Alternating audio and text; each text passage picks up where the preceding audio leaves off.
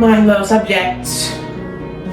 This day, the 25th of February, doth mark the 1 year anniversary of this YouTube channel, King Henry's Royal Court.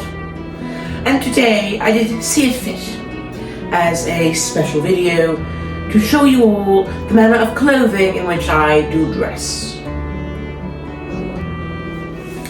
Here you do see your king in his bed shirt. You may be forgiven for believing this to be a nightgown.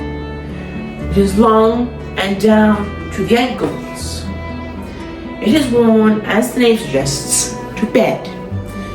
It is embellished with fine lace cuffs. You may have seen me wear this outfit in some videos.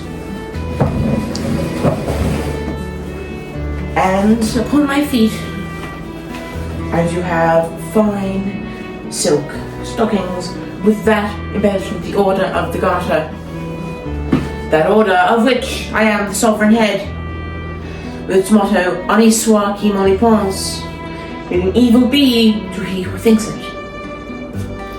On my other leg, I also have the very same silk stocking with a ribbon, to hold it up, a red ribbon embroidered.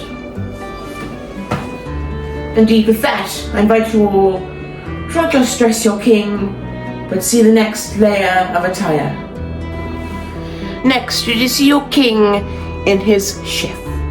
I have at both the neck and the wrist black work, a type of embroidery with black thread. It can be done in many intricate patterns, and my collar and my wrists are secured with ties. This is the base layer which goes against the skin of your body. It is believed that changing of your shift, of your linens, 4 or more times a day will help clean the body as it absorbs the dirt your body does exude throughout the day. Here you do witness your king in the next stage of dress. I am in my jerkin and my balloon or nether hose. Note that my stockings are still visible, and note that both from my collar and my sleeves, my shift is still visible. This is to show that I am clean, I am cleanly, as I'm showing off my undergarment. I have that embellishment, the codpiece, on at my balloon hose tied upon it. It is used to show one's wealth, one's status, embellished with jewels and ribbon. Indeed, this is what I may call, with liberty, a most iconic stage of dress. And you should note the embroidery and the slashing from my jerkin, from which my linen may show tucked through to show off more of my shift. I have my fine buttons both at the sleeves and my front. These may be used, although you may in place put ouches or ooshes, which are similar entrapments with jewels at the center. Do note the fine work upon my jerkin. And indeed you have my balloon hose or my nether hose. Called the name balloon hose due to their shape. They sit between the legs and my jerkin. They are of finest fabrics. Indeed. These are also one of the most iconic parts of my dress. And you have the codpiece, that most well-known attachment, embellishment, dare I say, which shows one's wealth, one's position. And indeed it is said that should you wish to learn someone's rank, you should look to their codpiece. Next, I adorn my kirtle and a sash, both of the finest fabrics. My kirtle is also one of my most known layers, and the codpiece hides beneath it, or very well may show through.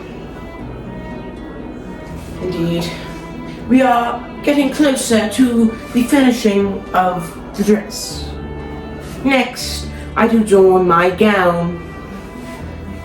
It is lined, and then it is trimmed with fur. Note, it is also edged with finest gold. It is indeed made of the finest velvet. This is indeed the most outer layer, another layer of which most associated with your king.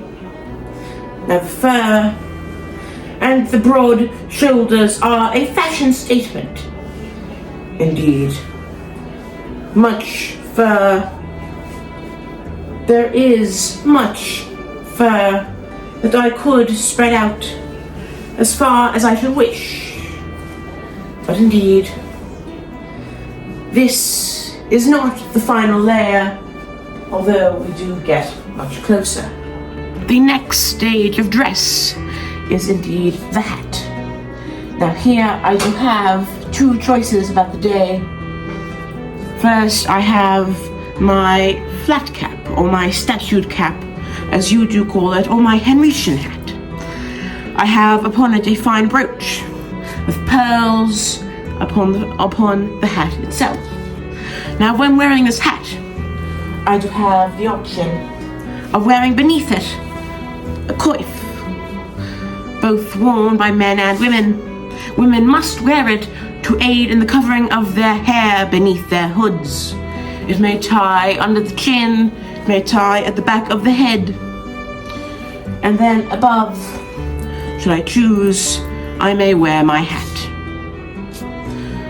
I may also wear this flat cap, also synonymous with my time with the feather hanging off. This also may be worn without the coif. It may be worn thus. Although for today I do wish to wear of my flat or Henrician cap. And then indeed the next step of dressing would be my jewelry. I have rings upon my hands, a gold chain about my neck, as well as a cross to show of my faith and my job, my obligation as the head of the Church of England. And then you may note my pendant of St. George. Indeed, part of the Garter regalia, it is held by a blue ribbon about the neck. It depicts of George, the patron saint of England, slaying the dragon.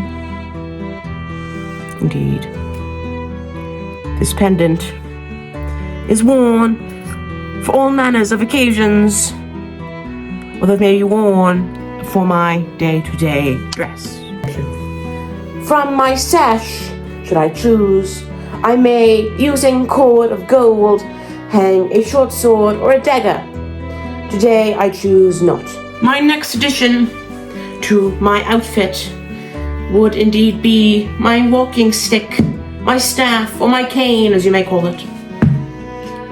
It bears the picture of a puffin, the image of a puffin upon it, and I may hold that puffin as a grip, or I may hold the stick itself. This indeed aids me in my walking and shows my status. As you know, I have the money to afford such an accommodation, with such elaborate details. Indeed. And thus, the outfit is complete. With my jewels, my sash, my kirtle, my garments, all layered properly. indeed my subjects. I do thank you all for watching this video. And indeed, I do thank you all for sticking around for 1 year of videos. Indeed. This has been Dressing Your King, from linen to majesty.